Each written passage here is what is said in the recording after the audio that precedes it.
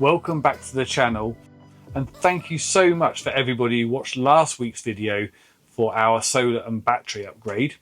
As promised in that video, this week we've got a Q&A with John, talking all about our install and lithium in general.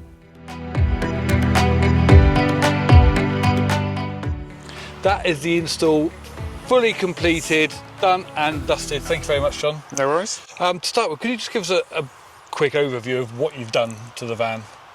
Yes, so we have added an awful lot of solar. So you've got four 480 watt panels up there. So, and we managed to reuse the two original Victron panels. So there was two 175 Victron panels, which are perfectly serviceable. So we've managed to move those out of the way because the four panels wouldn't have gone on without that. So we did spend about 3 days trying to get them off the roof. They were proper bonded on, weren't they? Proper bonded on, yeah. So that was fun. And battery-wise? Battery-wise, we have 4 of these brilliant Lithium Pro 620, and they're marketed as 628, but we found that they're actually much more than that. We're looking on the battery specs, and they're about 655 each battery at the moment. So what's that? So 2,620 amp hours total. Yeah, so you've got a ridiculous amount of, I mean, they're like about 8.5 kilowatts per battery is probably what you've got. So you've probably got more power in this than you have in your electric car now. Okay, when you put that into context, that's quite a lot. I guess one of our goals was to be less reliant on LPG. Yeah. Would you say we've achieved that? Oh, you should do. Yeah, you will be. You will be with this setup, yes. Yeah. This is probably quite a big setup, but it is a big setup. It is a massive setup, yeah. There are components of our original install, not many, but there are components that we've kept. So what haven't we changed?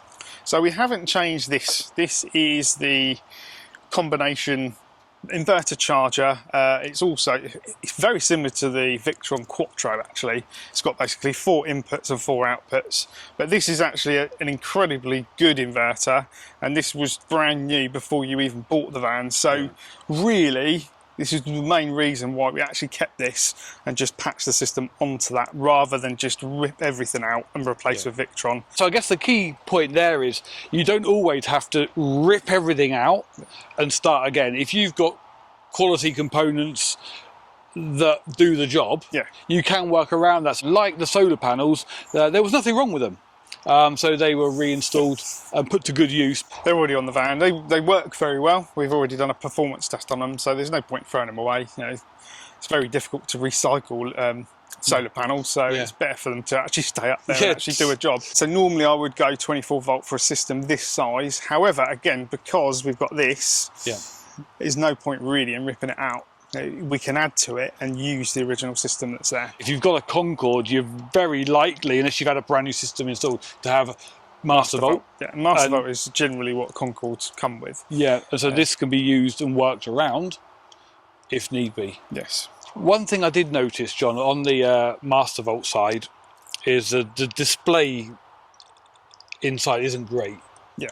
Now that might be, I guess it's quite old now. Yeah, it's an old system, yeah. And you've integrated into what is effectively, or started off life as a Master Volt system, the servo.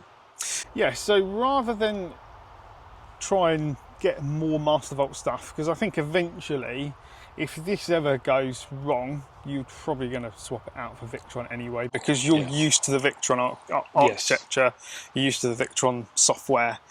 That's familiar to you, so it would probably be prudent to go with Victron. The other good thing with Victron, especially with the servo, is there is a multitude of things you can do with it. It is an extremely comprehensive computer system for the electrical side, so there's so much you can control with it. You can actually use a system to integrate both sides, so you can have the Master Volt go into one system and then that system then talks to the Victron side, so you can actually do that control. But do we really need to? You've got that display up there, really and truly that display now, all you're going to do is turn the inverter on and off with it. That's really and truly all you need that for. Everything else now, all your info for the batteries and the solar is through the servo. So we've got the tablet inside. Yes. And I can also do that remotely on my phone as well, right? You can do, yeah. With the VRM software, you can go into it remotely. As long as the van has got internet connection, you can log into that anywhere in the world. So that's really good to know as well. If you want that to have that technology and that info at your fingertips, that John can integrate a servo into effectively partly a non-Victron system, and you don't get that full integration. Like you say, I can't turn the inverter on and off, or not with this. I could if I wanted to spend a bit more, but in terms of giving you that info at your fingertip, the servo does that. So again, if you're a Concorde owner and you've got a master volt system, that is something you can have, because the servo is so flexible, isn't it? It's so good and very much future proofing. There's more coming out over time that you can do with it. It's always been built on. Future proofing is one thing that was quite important to build into the system. If you ever had a tank sensor go wrong or something like that, and it was hugely expensive to get it replaced on the Concorde side, you could just integrate that and buy a new sensor which will integrate straight into the servo, and then move that display onto the servo instead. And again, then you would be able to see that anywhere in the world as well, if it was a tank level or something like that. They do gas level sensors which are Bluetooth, don't even have to wire them in, which obviously are really good, and that integrates straight into the servo, so you don't have to do anything. If you want to future proof your system, something like a servo just gives you endless future options. It does. And it doesn't only have to be used on a Victron system. Obviously, it works as best on a Victron system. But yeah, so that's what John's done for us as well. I mean, when I looked at the price as well as of replacing your little display, your old, I think they call it the Easy View. For the Easy View 5, which is the latest one that Master Volt do, it was around the same price, to be honest, as the servo. So really and truly, you're not getting an awful lot apart from a screen with the Master Volt side. And don't get me wrong, I'm doing no disservice to Master Volt, but this inverter is stupidly powerful. It is mental. I think I had 4,000 watts out of it today. So it was, when I was doing a load test, it was just, and I thought I was actually doing it so this would cut out, but it didn't. So there you go. It is an immensely strong inverter. But so they are really, really good systems, but their integration and things that you can do with the system seem quite limited, whereas because Victron are massive in the boating world, they're massive in the RV industry, they do an awful lot of stuff that is catered for these anyway. So it was just didn't make sense to go with that. Good information on how you can be flexible with your system, with your install, and if you get a quality installer who's willing to look at the options, it's something you can do as well. Just to give people a flavour of what this kind of system can do, what can we run off grid? So at the moment we've done some testing as well. We've had it running all day, so you can run the fridge on 240, which takes around 375 to 400 watts because it's an absorption fridge.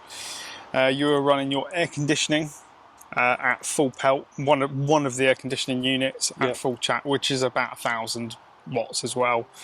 Obviously working all through the inverter, so you lose a little bit of power going through the inversion, and you were still getting about 200, 300 watts in. And that's bearing in mind the panels were extremely hot because we were really, really hot day. So whilst the sun was brilliant, you had pure sun, the panels were extremely hot, so of course they derate in the heat, so you do lose a little bit of power in the heat. It's just the way the solar panels work. But even with all of that, you're actually still power positive even with those two things running. So and that's more or less what you, on a summer's day when you're at a show or something like that, your fridge is running and your aircon's going to be running because you want it nice and cool inside. So I think on your original van you had the two original panels that are on here. Yes, that's true. So that's it. That's all you had in total, rather than the rest of them. For most people, I'm guessing they probably wouldn't need to go this far. No, it depends what they want really. If they want to all electric cooking and things like that, then you do have to go for quite large systems, especially if you are using them in the winter, because in the winter you need a larger battery bank to make up the fact that you're not getting the solar in. So you can still go for longer, and then you can go to a campsite for a day, charge up, and then off you go for another week. So that's where the big battery banks actually come in, is they extend your use in the winter then.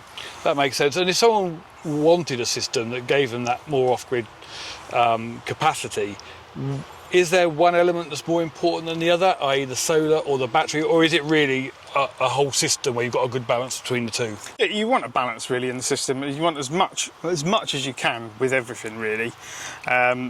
If you have, or if you are a person that's got a bit of battery anxiety, then maybe you want to make the charges a little bit more so that you're not going down quite as low. Because some people will have lithium batteries, and as soon as they see 70%, they're like, "Mate, I've got nothing.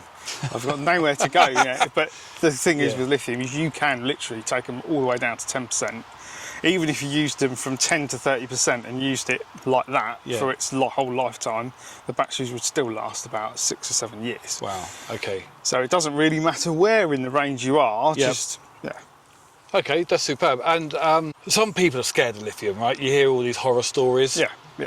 Do people need to be scared? And if not, what separates a safe, good install as the one that might not be so safe? Yeah, I think you should always be cautious with lithium because they're massively, massively powerful, the lithiums. And if something goes wrong, and they will just go in. There's not an awful lot you can do about it. However, if you do buy decent quality stuff, that's never going to happen, and you put fail safes in that need to go in, that isn't going to happen. So this is why I use Lithium Pro.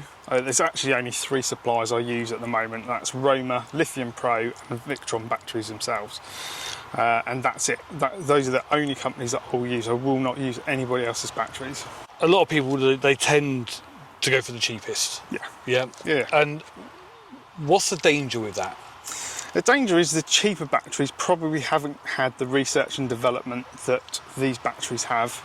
Roma, Lithium Pro and Victron, they put millions and millions of dollars into research and development to make sure they're as safe as they possibly can.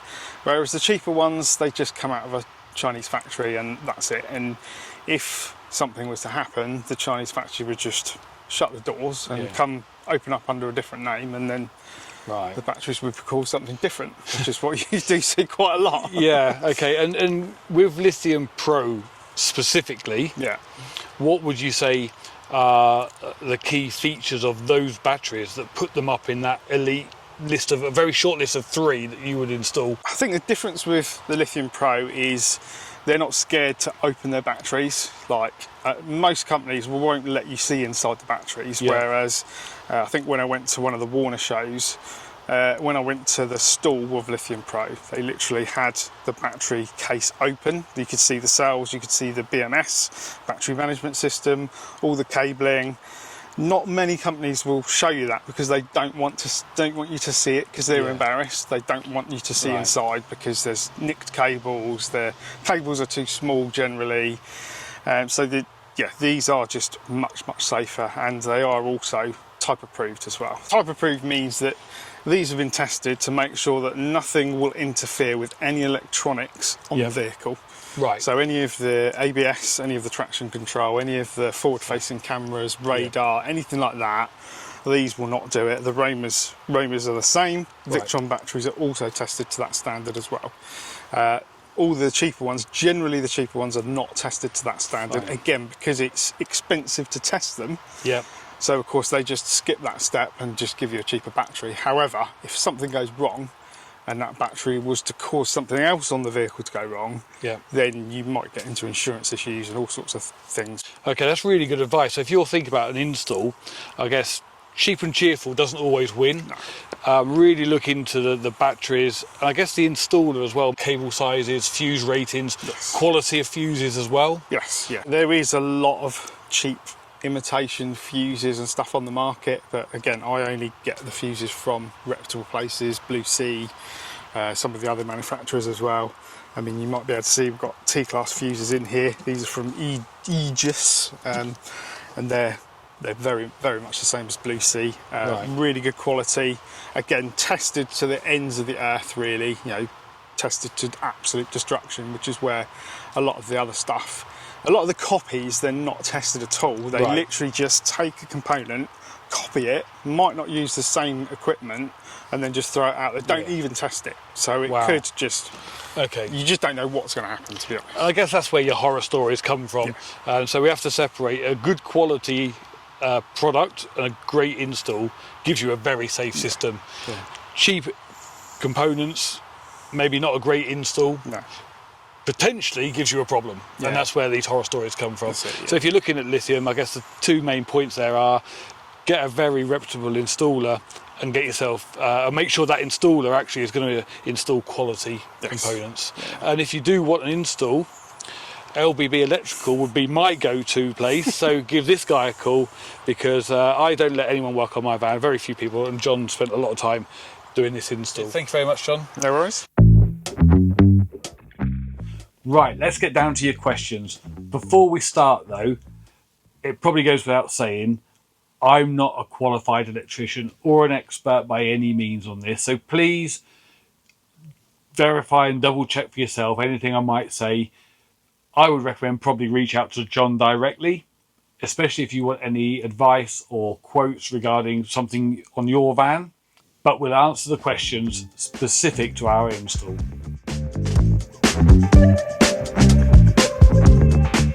The whole question around heat and everything going on in that locker is quite technical. So, in full transparency, I've actually just messaged John and asked him for the real answer.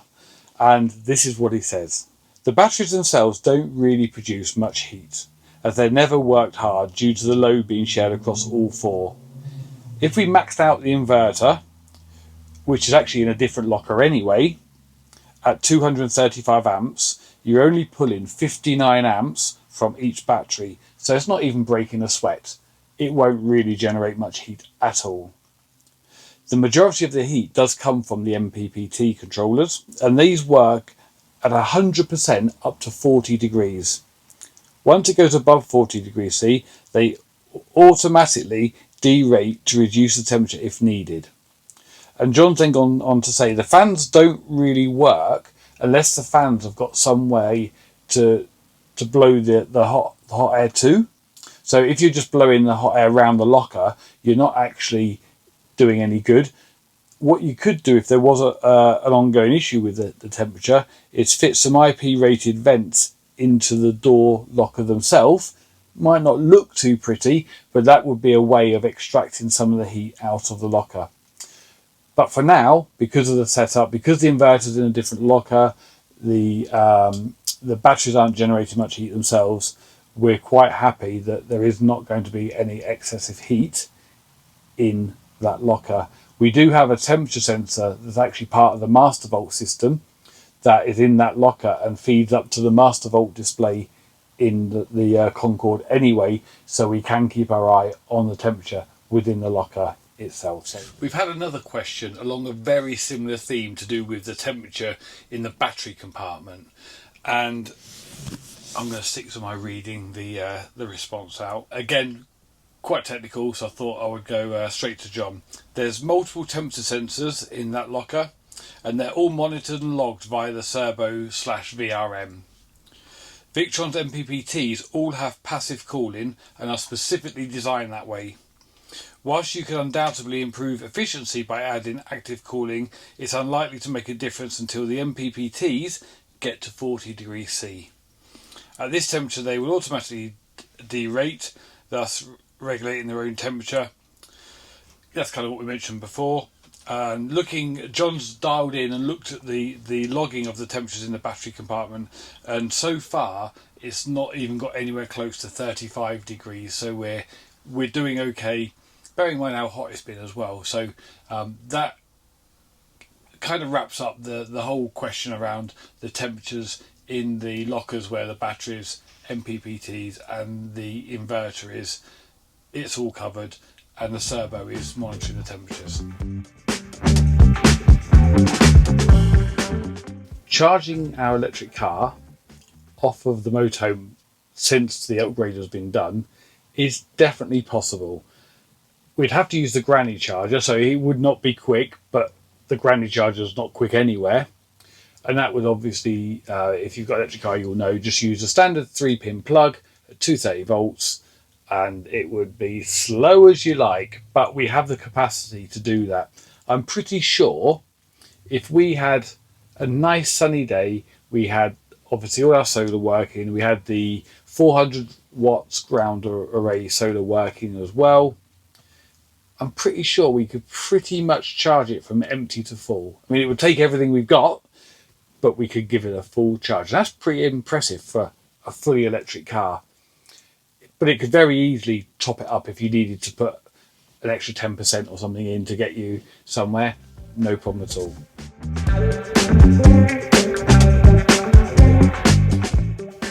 Did we consider a 24 or 48 volt system? Yes, we did. And it would have made life actually a lot simpler. We could have used smaller cables and smaller solar chargers. However, the inverter we're using was brand new. The previous owner had upgraded it and replaced it not long before we bought it. And we just couldn't justify ripping it out and paying for a new one. So we're going to see how we go with this one.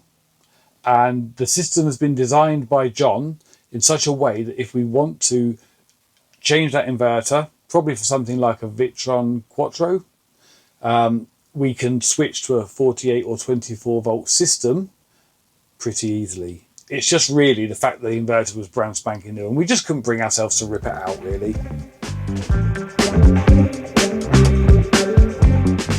How do we connect up the ground array? We have a completely separate MPPT solar controller that's there just for the ground array.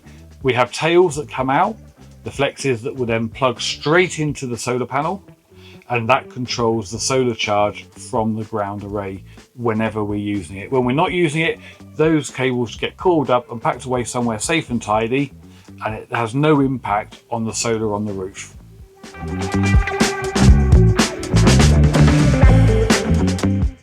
We have one, and it came with the vehicle. We can start and stop it from inside. We've got a control panel and it's there as a backup for extra power should we need it.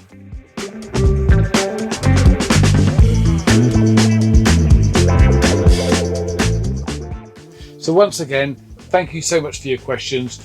The other questions were pretty much answered by John when I was talking with him earlier in the video. But thank you all very much for your questions, and thanks for watching as always. We're out and about now, putting this system to the test. We're doing 3 days, not the longest, but 3 days off-grid in North Devon. If you want to see how we get on, tune in next week and we'll see you there.